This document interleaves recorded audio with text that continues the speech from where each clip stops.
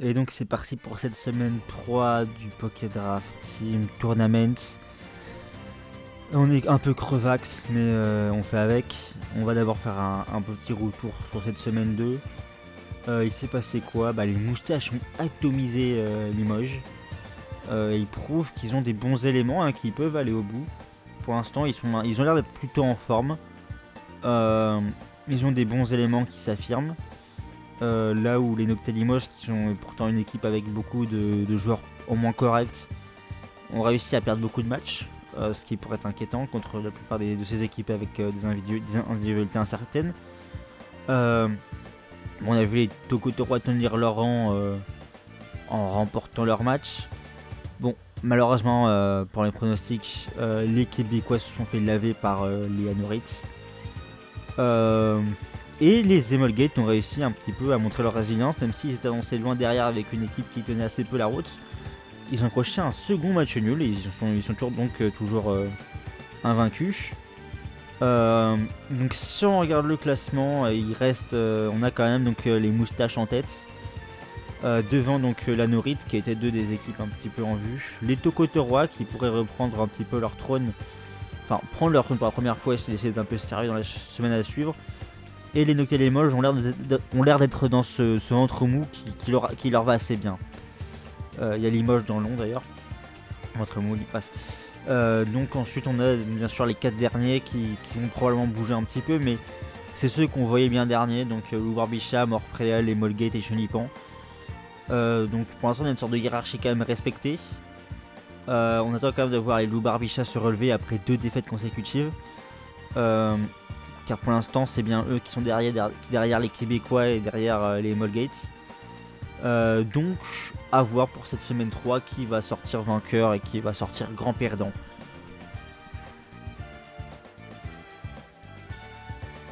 Et on va donc s'intéresser à cette confrontation entre Louvarbicha et Molgates. Et on commence par le Natdex entre Gigiz et Same. Et là pour moi il y a vous en doutez, pas grand doute possible. Il y a 3 classes d'écart entre Gigiz et Same. Same qui s'est montré plutôt solide dans ce début de compétition. En week 1, il a affronté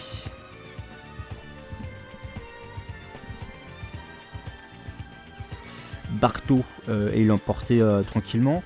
Week 2, il était confronté à Lizardou et encore une fois, on l'a vu plutôt tranquille. C'est vraiment le patron des Emolgates. Il porte cette équipe sur ses épaules. Et pour ce match contre Gigiz, vraiment, sans regarder les drafts, vraiment, je vois absolument pas Gigiz qui a absolument rien montré pour l'instant avoir la moindre chance contre ce Same. À moins que Same vraiment tombe sur la fatigue, croule sur le sol et décide d'abandonner son équipe. Parce que je pense que la désertion de Same du tournoi, c'est probablement la seule manière de Gigiz de remporter la victoire. Donc là, pas beaucoup de doute possible, les victoires en index large pour Same. À moins d'événements extérieurs et de catastrophes. Et maintenant en 7G classique, un match entre JLS et la MURT. Et si on pouvait les mettre les deux perdants, on mettrait les deux perdants. Après JLS, c'était un peu décevant pour l'instant. La MURT, au moins elle a gagné son match contre Arak en semaine 1, même si c'était vraiment cafouilleux. Pour ce match, on ne garde pas les drafts parce que nous sommes des vrais bonhommes qui on pronostique à l'instinct. Je vais mettre la MURT qui a gagné un match pour l'instant, qui m'a l'air un peu plus sûr que JLS, même si en vrai là, ça va être un match un peu bizarre, j'ai l'impression. Ça va être un match, on va un peu marcher dans la brume. Mais pour ce match 7G, je donne l'avantage pour l'instant à la MURT qui a montré plus de choses, vu qu'il a gagné son match. En tout cas, on espère un beau match. Ensuite, on a ce match lotière entre Arcane et Emolgan, le capitaine. Et les deux ont perdu la semaine dernière. Arcane, c'était vraiment un match très bizarre. On l'a pas vu vraiment en forme. Il a un petit chubé, il a un peu bafouillé la semaine dernière. En face de lui, c'est Emolgan qui court après une première victoire. Est-ce que Arcane a gagné la semaine dernière? Laissez-moi vérifier. En semaine 1, Arcane avait perdu contre Explosive, je crois. Oui, parce que j'ai le look sous les yeux. Donc a priori dans cette confrontation entre deux joueurs qui courent après leur premier succès, Emolgan a perdu ses 2 premiers matchs mais avait affronté vraiment des bons joueurs. Arcane a affronté des joueurs qui n'étaient pas inexpérimentés. Donc on n'a pas pu voir grand chose des deux. Qui à choisir, je maintiens ma confiance sur Arcane a priori parce que je connais pas vraiment Imolgate et tout ce que j'ai vu pour l'instant c'est 2 défaites. Mais c'est vrai qu'il a affronté des joueurs très solides pour l'instant, donc il pourrait enfin essayer de briller et montrer qu'il a ce qu'il faut pour porter son équipe. À présent s'intéresse ce match-up Middle Cup entre Fumi et Fraise. Donc bon, Fumi Fraise en Middle Cup, ça va me sembler être encore un petit match cafouillé, un petit match un petit peu tordu. Je sais que Fraise a gagné son match la semaine dernière contre Butter, là où Fumi a encore perdu contre JB. Allez, que dire, ça me semble être un match qui peut être très serré, compliqué à pronostiquer pour l'instant. Fraise a gagné un match, mais Fumi a affronté 2 bons joueurs. A priori, sur le coup, sans regarder les drafts, je vais parier sur Fumi. Parce que, en vrai, ça m'a l'air assez équivalent. C'est compliqué de trouver vraiment, de donner des arguments pour savoir qui va l'emporter, même si Fraise a gagné contre Butter. Bon, on va rien dire. Nous n'irons rien. Mais je vais me parier sur Fumi. On va faire confiance à son âme de joueur Middle Cup et à son instinct de chasseur qui a l'habitude de chasser du War Turtle et du Brixen pour se nourrir. Et qui a peut-être vraiment réussir à enfin remporter sa première victoire dans Steam Tour. On lui fait confiance et puis on verra bien. Et ce match type qui suit, c'est entre Pell et Nova. Et Pell a réussi plutôt bien son match la semaine dernière, là où Nova peine encore à convaincre. Si Pell a eu historiquement des team tours compliqués, là il m'a l'air bien lancé. Il a réussi à battre Roulou qui lui était plutôt dans une bonne série. Donc pour le coup, Pell a l'air d'avoir repris ses couleurs, qui remontrait qu'il était un joueur qui compte. Et qui peut s'imposer comme un des leaders des loups Barbichat sur le long terme, là où Arcane semble avoir plus de mal à s'imposer. Je pense que ce match va en faveur de Pell, puisqu'on a encore du match un petit peu à voir Nova. C'est quoi comme match-up? C'est un match-up vol contre combat. Ouais, on va donner cet avantage à Pell, n'est-ce pas, sur ce coup-là en plus, hein, si on regarde le match-up, ouais d'accord. Bon, sans trop de soucis, on va donner l'avantage à Pell, hein, voilà. Et pour ce match double entre Syndakil et Emdra, eh bien l'histoire voudrait que je mette Syndakil favori. Hein, il a un petit peu enfilé ses plus belles godasses pour ravager Xist la semaine dernière. C'est le joueur double le plus expérimenté de cette confrontation et l'un des plus expérimentés du serveur, en tout cas en format Draft League. Mais en face de lui, Emdra se dépatouille pas mal. Il n'a pas encore affronté de gros joueurs et ça va être l'occasion pour lui de s'affirmer, de s'exposer comme un joueur important. Mais du moins un joueur solide en double. Pour l'instant, il faut encore qu'il fasse ses preuves contre un joueur comme Syndakil par exemple, pour qu'on puisse vraiment le mettre favori contre un joueur justement comme Synda. Et donc c'est pour cette raison que même si Emdra pour l'instant a un meilleur ratio, je mets Syndakil favori, toujours à l'aveugle en termes de build, parce que j'ai pas que ça à foutre de check 15 000 drafts. Je passe trop de temps à monter. Mais comme j'ai dit, je donne cet avantage à Syndakil pour l'instant, en attendant que Emdra fasse encore un peu ses preuves. Et si on fait les comptes, on dirait à vue de nez que ça ressemble à une avantage Loup Barbichat. Mais on n'oublie pas que les Molgate, ils ont un peu de résilience avec des joueurs comme Same notamment qui portent l'équipe et qui peuvent permettre aux Emolgates d'aller chercher un nouveau match nul. Et là il y a beaucoup de matchs un petit peu approximatifs. On pense à Fumi contre Fraise, ou encore Fumi contre Fraise, voire GLS contre la Muerté, qui sont des matchs vraiment lesquels les joueurs peuvent perdre. Donc l'avantage peut très vite tomber d'une équipe à l'autre. J'ai tendance à donner l'avantage aux Loup Barbichat parce qu'ils ont bon, ils ont pas vraiment de joueurs très très fiables pour l'instant, puisque bon, après à partir de Syndakil quand il doit pas affronter Gatchubraz, malheureusement pour eux Arcane n'est pas au top de sa forme en ce moment, mais il pourrait essayer de se rattraper.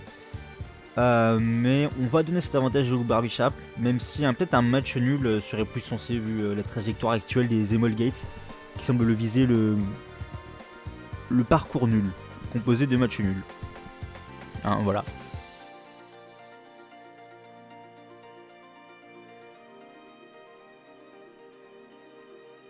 Et on continue avec cette confrontation Noctalimosh-Tokotorois. Et on commence avec le Natdex entre JB et Explosif. Explosif s'est montré relativement solide. Il a gagné en semaine 1 contre Arcane et en semaine 2, qu'est-ce qu'il a fait Explosif? Il a gagné contre Nalive, peu importe. Donc JB aussi a gagné ses 2 premiers matchs, mais c'était en Middle Cup. Donc ça ressemble à une confrontation assez serrée mine de rien avec ces 2 joueurs expérimentés. C'est pas les meilleurs joueurs du format, mais ça reste vraiment 2 joueurs relativement cotés. À mon avis, ça va jouer à la draft et au build. Mais comme je juge pas de la draft et de la build, enfin du build, on va donner un avantage Explosif parce qu'il a un petit peu, il a pris la main sur le Natdex, même si JB a l'air quand même très solide. On va donner cet avantage Explosif parce qu'il faut prendre des décisions et que en tant que pronostiqueur, je pense qu'Explosif, j'ai envie de lui faire confiance ici, maintenant.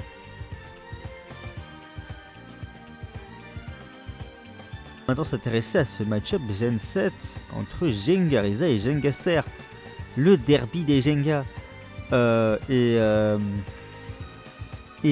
ça me semble être un match assez intéressant entre 2 joueurs qui sont évalués comme des bons joueurs. Donc probablement qu'encore une fois dans ce genre de match c'est la draft et le build qui font la différence. Mais je pense que des 2, Jengaster est le meilleur des Jenga. Le plus fiable en tout cas, et c'est celui qui a le plus de chances de gagner dans un match-up even. De plus, en vrai, pour ce qui est de l'aile de build, je pense que les Noctalimosh ont une approche plus sérieuse qui pourrait donner un avantage à Jengariza, mais faut pas vendre la peau du Tokotorois avant de l'avoir tué. Et je pense que je donne un avantage ici à Jengaster. Jengariza me semble a perdu contre Sabre la semaine dernière. Jengaster, je crois qu'il n'a pas joué. En tout cas, toujours est-il que j'ai envie de donner cet avantage comme ça d'instinct à Jengaster. Ensuite, en lotière, on a un petit match Drizzy Masco. Et on enchaîne sur un 3ème match qui semble plutôt bien. Même si l'avantage va quand même plutôt en faveur des Masco. Drizzy a montré jusque-là, il a fait un parcours plutôt correct. Il a montré qu'il avait des bonnes armes pour se défendre dans cette Draft League. Mais en face, c'est Masco qui s'impose comme l'une des têtes d'affiche de cette Draft League, qui sort de 2 victoires, de 2 bonnes victoires. Et qui veut probablement avoir son premier gros Team Tour référence. Et ça pourrait être l'occasion pour lui de s'imposer vraiment comme un très gros joueur. Et je pense que là, l'avantage va en sa faveur. La dynamique des événements va en sa faveur. Il est en forme. Il a l'air d'être vraiment dans son élément, de maîtriser son sujet. Donc, à moins bien sûr que le cours du jeu va en sa défaveur et qu'il y a un petite mauvaise construction au build. Je pense que Masco semble être celui qui a vraiment le plus de chances de gagner. Et il pourrait faire vraiment un très bon team tour s'il remporte ce match.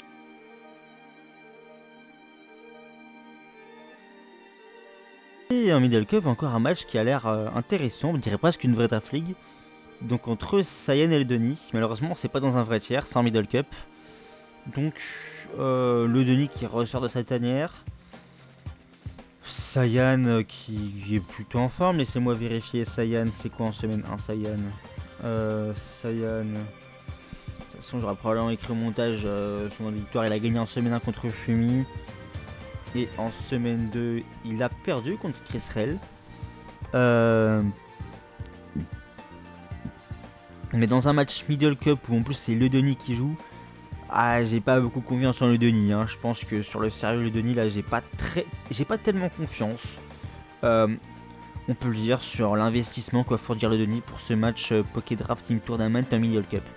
Et Saiyan m'a l'air un peu plus investi, donc malgré sa défaite la semaine dernière, sans regarder les drafts bien sûr parce que on juge au talent et avec les tripes, je donne cet avantage à Saiyan. Oui, voilà.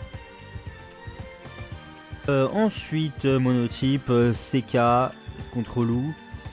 C'est un match-up monotype, donc du type insecte contre eau. On va pas trop regarder les drafts. Je sais pas qui est CK, je sais qui est Lou. Il a perdu la semaine dernière. Néanmoins, au moins je l'ai vu gagner des matchs de draft league, ce qui n'est pas encore le cas de CK. Et il me prouvera peut-être que j'ai tort, mais en attendant, je le mets perdant, et c'est comme ça.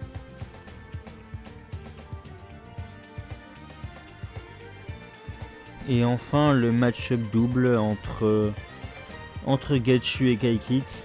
Gachu a perdu la semaine dernière contre toute attente contre Nibs, qui s'est montré plus ou moins qu'il avait encore la bouteille en double. Néanmoins, vous ne me ferez pas parier sur Kaikit dans ce match. Gachubraz a l'air de savoir ce qu'il fait.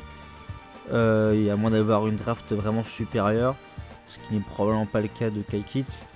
C'est ce qu'on appelle qu'ils n'ont pas de joueurs doubles. Ils ont essayé 2 semaines d'exist. Là, ils y vont avec Kaikit. Ça ressemble un peu à un saut de sacrifice, ce slot double des Tokotorois. Et contre Gachubraz, je vois pas les Tokotorois remporter cette victoire. Parce qu'ils avaient qu'à draft un joueur double en fait, c'est comme ça, je suis désolé. Victoire pour Gachubraz selon moi.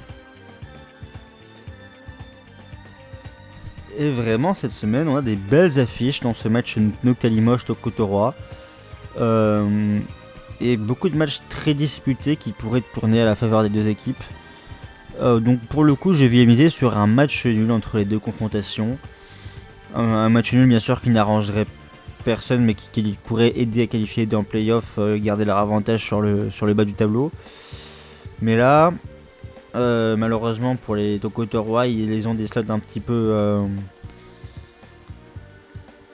un balotage justement comme ce slot double qui leur fait défaut, qui aurait pu leur permettre d'avoir un avantage disons plus net sur cette semaine, voire le Middle Cup. Mais a priori, le Denis qui avait joué son match réglementaire revient pour se battre, donc peut-être qu'il va montrer un peu plus d'engagement. Mais a priori, je pense qu'on pourrait se diriger vers un match nul si c'est une affiche très équilibrée. Même si, encore une fois, Middle Cup, double, sac à fouille, une petite gamelle et puis la victoire file à l'autre équipe.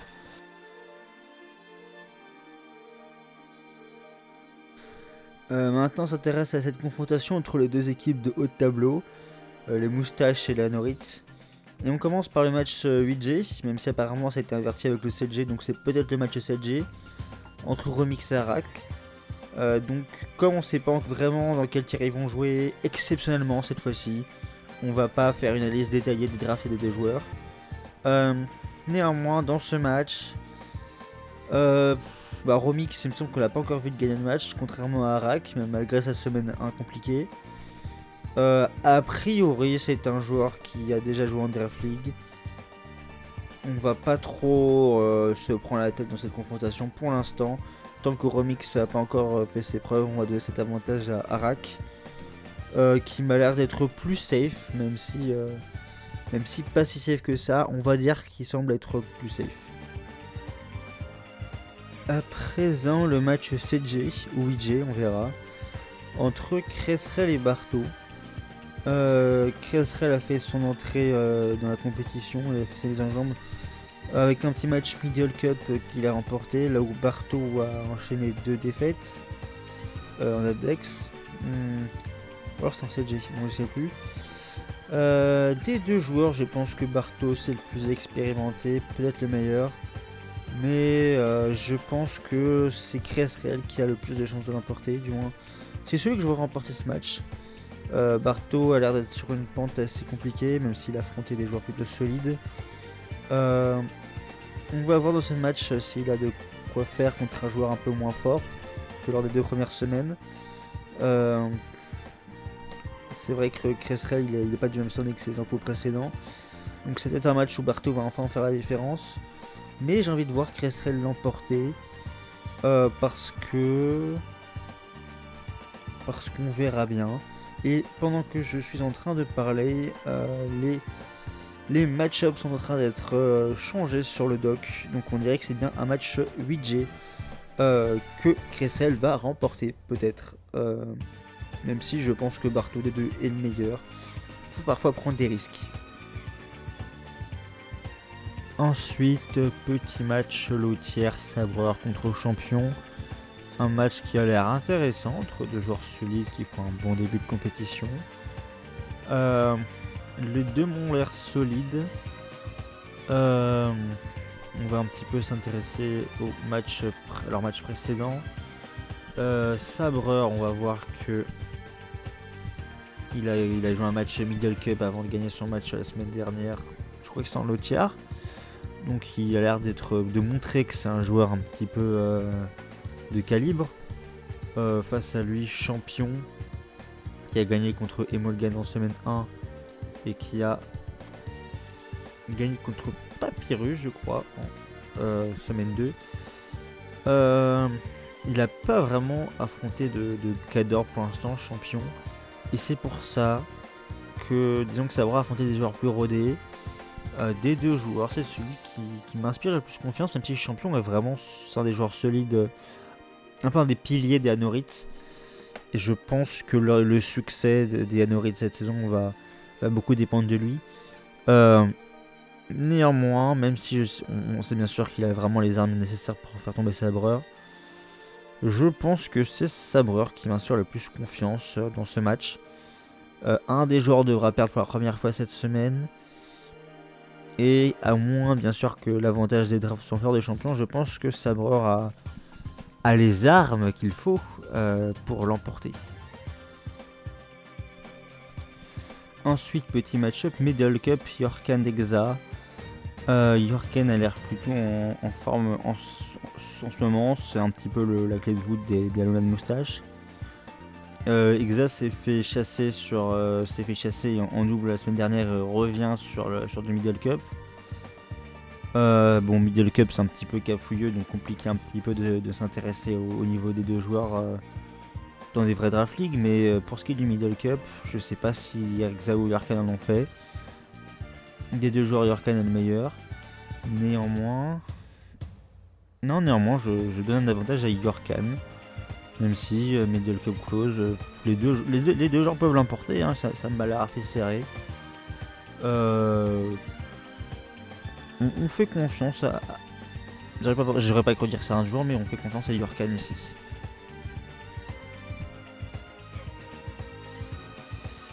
Et enfin, le match-up monotype Cielo contre Martin. Cielo, je crois qu'il a gagné ses matchs, Martin aussi. Mais bon, les deux ont pas affronté l'élite de la Draft League, surtout Martin. C'est du monotype. Il y en a un qui a l'habitude de faire des Draft League et l'autre qui a l'air d'avoir du mal. Et bah je vais juste revérifier un petit peu si Cielo a gagné en week 1 quand même.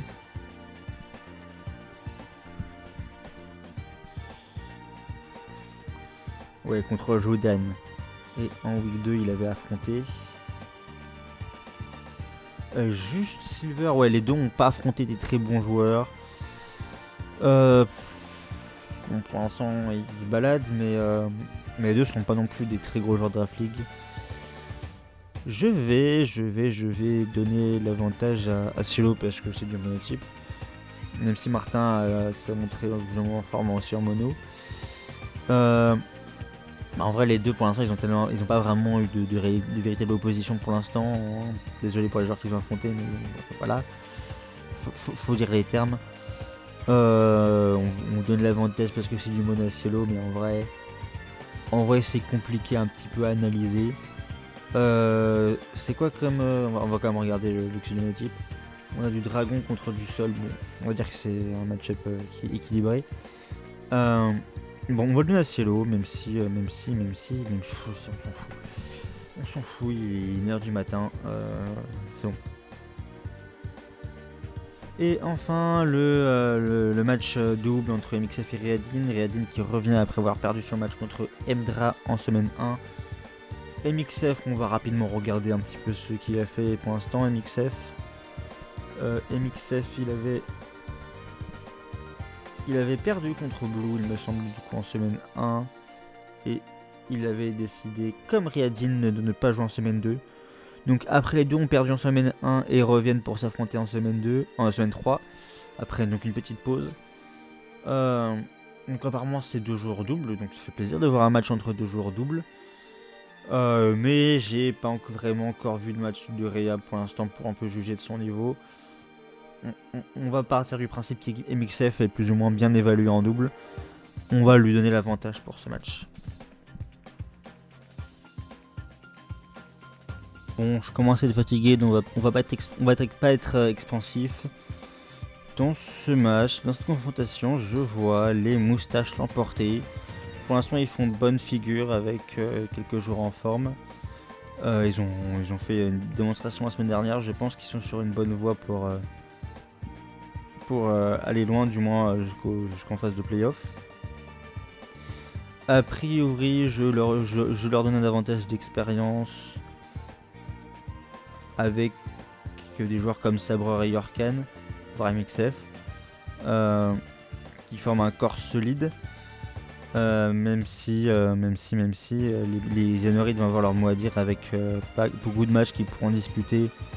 On attend un petit peu de voir Barto prendre un petit peu des victoires.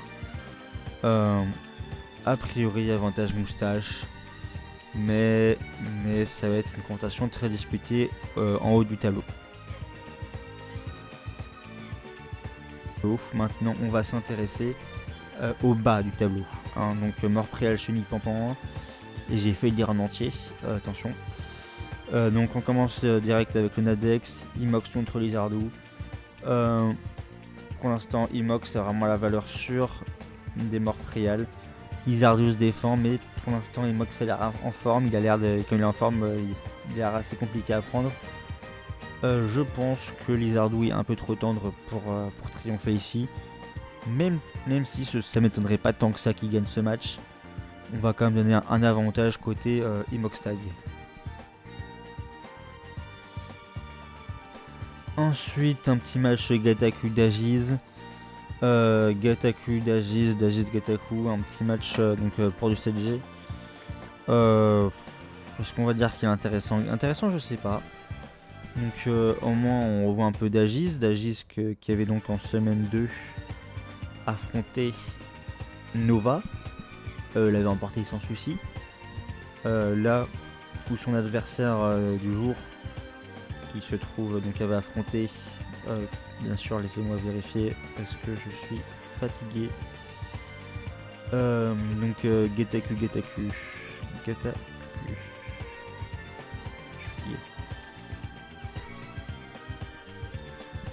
Gata avait affronté Arak qui avait perdu, je crois, oui. Donc, a priori, dans cette confrontation d'Agiz est vraiment largement meilleure. Même avec une draft à l'avantage de Getaku, ça irait quand même en faveur d'Agiz, je pense. Je pense que je vote sur d'Agiz, que je pronostique d'Agiz ici victorieux, les yeux fermés. Ensuite, la fiche lotière Smokey Gelbelec. Smokey qui a fait une apparition solide en double pour sa première apparition contre Exa. Gelbelec, il a fait le boulot contre Emolgan. En vrai, ça pourrait être une affiche serrée. Mais comme il est 1h30 du mat à l'heure où j'enregistre, on va parier que Gelbelec l'emporte parce que c'est Gelbelec. Parce que en vrai, même si Smokey peut l'emporter, hein, parce que voilà, parce que c'est Gelbelec et parce que même s'il a perdu contre Masco, bah il reste Gelbelec. Voilà, c'est comme ça. Je suis désolé de le dire. En plus, j'avais dit que Smokey paierait pour la défaite pour le Babiri Piloswine. Donc voilà, en gros. Puis je m'excuse pas en fait. Et donc, Pierre K contre Nick Orgrim en Middle Cup. Et je sais pas c'est qui Nick Orgrim toujours. Pierre K il a fait un match compliqué la semaine dernière. Néanmoins, ça reste un joueur c'est un joueur qui sait jouer sur le shot Middle Cup. Nick Orgrim, je voterai pas pour lui. Donc je vote pour Pierre K. Parce que c'est comme ça, en gros. Et puis c'est du monotype, un petit derby québécois, Jodan Deden. C'est quoi, c'est électrique contre Psy. Et bah Deden a l'air en forme, et même si je la vois pas full win et qu'elle va probablement perdre un match pendant cette draft league, et bah elle continue d'avoir des adversaires un petit peu bizarres. Donc pour l'instant, tant que ça marche, tant que ça va, tant que Deden gagne, et bah je parie sur Deden. Parce que elle est... Bon, c'est peut-être pas le joueur le plus solide, mais parmi les moins solides, c'est une des plus solides. Hein, voilà, c'est parmi le bas du tableau, ça reste le haut du tableau. Quoi que ça veuille dire. Contrairement à Jodan qui est pas connu pour être le haut du tableau, du bas du tableau. Je sais pas si vous voyez où je veux en venir, mais je parie d'Eden favorite, même si je sais qu'elle va finir par perdre un jour. Tant qu'elle gagne, je parie sur Deden. Hein, voilà, c'est comme ça. Et enfin, match-up double, Blue contre Mini Pacho. Même si les deux sont pas vraiment des mains doubles à la base, quoi qu'en dise Blue. Les deux se défendent, j'imagine. Et dans ce match, En vrai, je pense que les deux peuvent l'emporter, ça m'a l'air très serré. Mais comme Blue a réussi à battre un main middle cup double plutôt dans la compétition, on va lui accorder un léger avantage ici. Parce que je fais ce que je veux en fait, voilà, c'est comme ça. Parce qu'il est 1h30. On donne un avantage à Blue sans regarder les drafts. Peut-être que si on regardait les drafts, on donnera l'avantage à Mini Pacho, peut-être pas. Mais pour l'instant, avantage Blue. Et si on fait les comptes, eh bien on a une semaine assez équilibrée, je dirais. Qui pourrait se finir aussi en match nul. Même si pareil sur les morts préales est risqué, ils ont quelques valeurs sûres. Et quand je dis quelques, je parle d'Imox. Mais les Chunipans ont beaucoup de joueurs très peu sûrs. Et quand je dis très peu sûrs, je pense à Nick Orgrim que je connais pas. Même si ils ont quelques joueurs un peu intéressants comme Lizardou, Dagis, Gelb et Deden, en vrai, bon, on va donner plus d'avantages aux Chunipans en vrai dans cette confrontation. Même si ça pourrait se terminer en match nul. Voire enfin en victoire des morts préales. Même si les équipes donc, du bas de tableau, celui qui perdra va vraiment être en difficulté. Donc il va vraiment falloir que tous les joueurs donnent tout s'ils veulent pas finir définitivement out.